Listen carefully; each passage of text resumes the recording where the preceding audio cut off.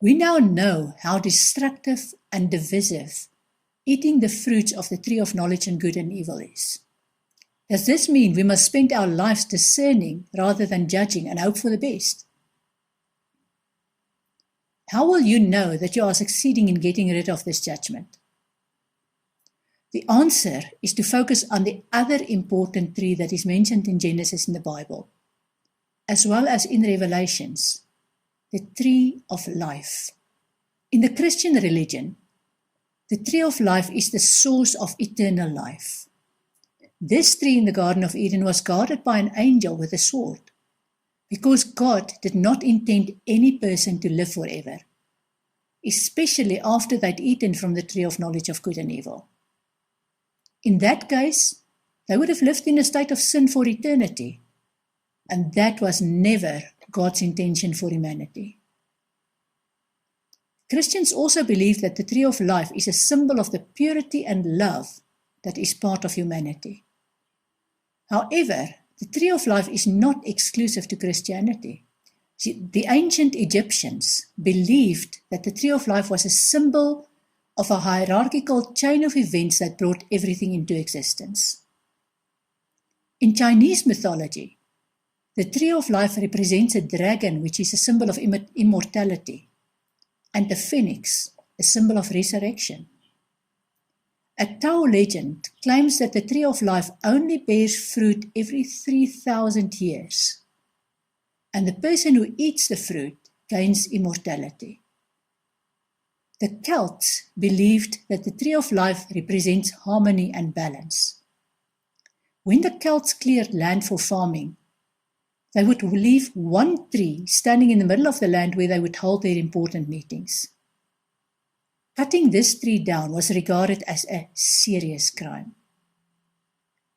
They believed the branches represent the world above, the roots symbolized the other world, and the trunk signified the mortal world and connected the branches and roots. The Celts drew the tree of life with the roots spreading deep into the ground to represent the other world, and the branches reaching upwards to the heavens. The trunk connected the roots and branches to the mortal world.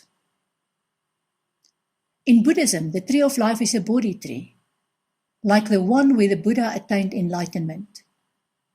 The Bodhi tree is seen as a very sacred symbol. In the Maya culture, the tree of life is a symbol of immortality because it gives seed and fruit that create a new life and new trees. In the Jewish mystical tradition of Kabbalah, the tree of life is represented by 10 circles, and each circle is connected to all the other circles. The tree of life in the Kabbalah is represented either with the right side up or upside down.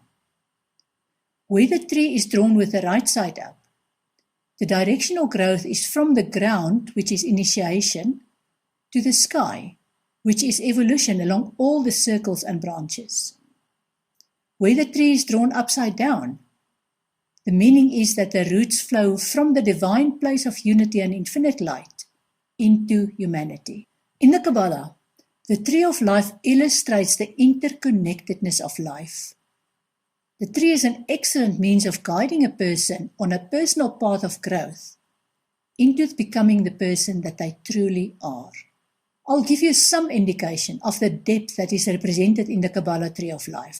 And this just scratches the surface because the Kabbalah is a lifelong study. There are 10 Sephiroth, or substantive principles, on the tree of life, each representing a central idea.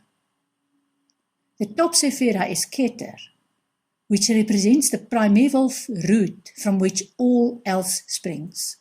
At the next level, there are 2 Sephiroth, namely Chokma, which is the essence of consciousness and wisdom, and Bina, which is the female passive understanding of love. These 2 Sephiroth are followed one level down by Chesed, which is the male positive ruler, and Gebura, which represents strength, power, and force. At the next level is Tipareth, the highest manifestation of ethical life or the sum of all goodness. Flowing from Tipareth is Netzach, the life force in the realm of passion, and also Hod, which is intellect and the rational mind. These two Sephiroth flow into Yesod, which is the realm of procreation, biology, intuition, rhythms, tides, and fluctuations. The final Sephirah is Malkut, the animal side of the soul and the home of the five senses. This should give you some indication of the depth of knowledge and wisdom in the Kabbalah, but it doesn't end there. Each connection between any of these spheres represents a letter of the alphabet and carries its own meaning. For example, the letter A or Aleph joins Kether to Chokmah and represents unity as well as the first outflow of pure divine energy from Kether. Pei, which is the letter P, which is much higher up on the tree, joins Netzach to Hod and represents the process where all created beings are vitalized with motion and infused with spirit. Each one of these paths and each Sephirah also represents many other things. For example, an animal, color, plant, type of intelligence, tarot card, crystal, perfume, or herb, to mention some. It can truly be said that the tree of life is a symbol of connection to everything, both on earth and in heaven. In this module, we discovered the meaning of eating from the fruit of the tree of knowledge of good and evil, and how this action has divided humanity over millennia. We got a glimpse of the nature of this division, as it is expressed in race, gender, and bias. It's up to us to end this division by waking up to the fact that these divisions bind us to judgment of our fellow man, and that we should strive towards the healing of the division. The tree of life, on the other hand, provides a means of making us aware that everything in this world is interconnected, and that we evolve through various stages towards understanding the oneness of everything on earth, as well as the oneness of everything on earth and in heaven, or in another dimension. In the next module, we'll discuss the nature of God and various aspects of our eternal journey.